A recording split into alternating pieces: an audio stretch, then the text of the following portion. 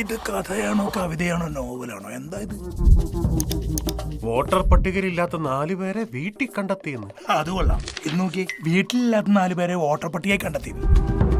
അത് പോട്ടെ, booth number 4-ൽ വെറും 65 വോട്ട് കിട്ടിയ ഞങ്ങള് ജയിക്കൂടാ. ജയിക്കില്ല ബ്രോ. ജയിക്കും. ആ ബൂത്തിൽ 5 പുതിയ വോട്ടർമാരുണ്ട്. അവരും ചെയ്യില്ല, നിങ്ങൾ ജയിക്കാനും പോകുന്നില്ല. ആഹാ, ജയിക്കുമടാ. ബെറ്റുണ്ടോ നീ? ആ ബെറ്റുണ്ട്. എന്നാ ഒരു വെജിറ്റബിൾ ഓണ സദ്യ വിത്ത് 1 കരിമീൻ ഫ്രൈ. ചേട്ടാ TV ഒന്ന് വെച്ചേ. അങ്ങ് പോളണ്ടിലെ പഞ്ചായത്ത് ഇലക്ഷന്റെ റിസൾട്ട് വരാറായി. Closely by neighbouring Poland, which is... ഓ, ഇത് കരിമീനാണോ അതോ കരിഞ്ഞു പോയ മീനാണോ? ഏതിനും കഴിച്ചു നോക്കട്ടെ. തിരലേട്ടാ. Malayalis are opinionated beings with strong views on the politics of every nook and corner of the world.